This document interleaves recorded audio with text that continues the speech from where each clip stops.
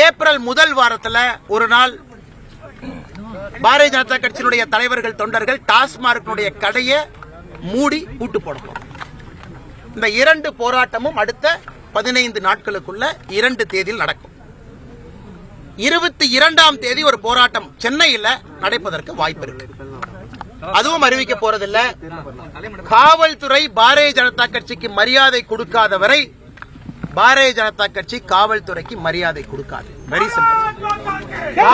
காவல்துறையை பொறுத்த வரைக்கும் யூனிஃபார்ம் போட்டிருக்கிறவங்க ஒரு ஜனநாயகத்தில் எங்களை போன்ற அடக்கமாக ஒடுக்கமாக ஜனநாயகத்தின் வழியில் வந்திருக்கக்கூடிய ஒரு கட்சி தமிழ்நாட்டில் எங்கேயுமே பஸ் உடைக்கல, யாரையும் தீயை பெற்று கொளுத்தல, நடு ரோட்டில் யாரையும் வெட்டி சாய்க்கல. எப்பொழுதும் அறவழி போராட்டம் தான்.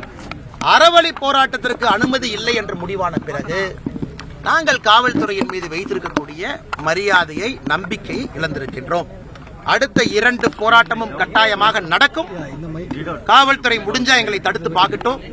இனி தமிழ்நாட்டில் யூனிஃபார்ம் போட்ட ஒரு போலீஸ்காரங்களுக்கு இன்னையிலிருந்து தூக்கம் இருக்கக்கூடாது. நான் பாரதிய ஜனதா கட்சியினுடைய எல்லா தொண்டர்களுக்கும் இந்த நேரத்தில் நான் சொல்ல விரும்புறேன். நமக்கு மரியாதை கொடுக்காத காவல்துறை இன்னையிலிருந்து தூங்கக்கூடாது. விதவிதமான போராட்டம் ஆர்ப்பாட்டம் தமிழகத்தில் நடந்துகிட்டே இருக்கும். மே 2026 வரை ஒரு மரியாதை எப்படி கொடுக்கணும்னு அது தெரியாத அதிகாரிகள் கமிஷனரா டிஜிபியா உட்கார்ந்து இருக்கிறாங்க. அந்த சேரில் திமுகவை காக்கா பிடிச்சு கோந்து போட்டு உட்கார்ந்து இருக்கிறாங்க. அதனால் தமிழ்நாட்டில் இருக்கக்கூடிய எல்லா காவல்துறை நண்பர்களுக்கும் சகோதர சகோதரிகளுக்கும் ஒரு பெரிய களங்கத்தை காவல்துறை உயர் அதிகாரிகள் ஏற்படுத்தி இருக்கிறாங்க. இத்தனை காலமாக பொறுமையாக எப்பொழுதும் காவல்துறைக்கு ஆதரவாக பேசிய அரசியல்வாதி நான்.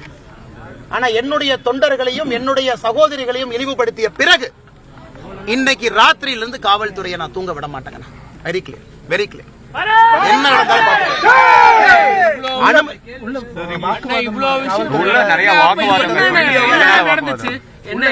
அவர்கள் எங்களையே கைது செய்ததற்கான காரணம் சப்மிட் பண்ணிட்டு ஓகே, நாங்க டாஸ்மார்க்ல எதுவும் உடைக்க போறதில்ல, லா அண்ட் ஆர்டர் பண்ண போறதில்ல, எந்த பஸ்ஸையும் நாங்க போய் கொளுத்த போறதில்ல, நீங்க லா அண்ட் ஆர்டர் ஆன்டிசிபேட் பண்றீங்க, ஓகே நாங்க கட்டுப்படுறோம் வாங்க. டாஸ்மார்க்குக்காகத்தான் இந்த பிரிவென்டிவ் அரெஸ்டே நடந்திருக்கு. நாங்க போய் தமிழ்நாட்டில் வேற எந்த விதமான சம்பவம் பாரதிய ஜனதா கட்சி பண்ண போறது இல்ல.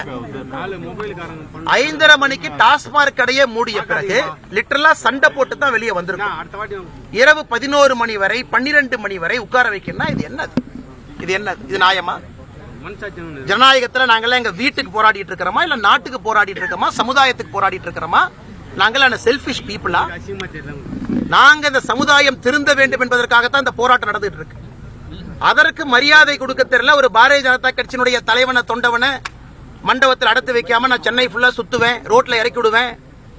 இருக்கக்கூடிய மண்டபத்தில் டாய்லெட் சில மண்டபத்தில் இருக்காது. பெண்களுக்கு 6 மணிக்கு மேல என்ன மரியாதை பெண்களுக்கு சட்டத்தின்படி கொடுக்கணுமோ கொடுக்க தெரியாது.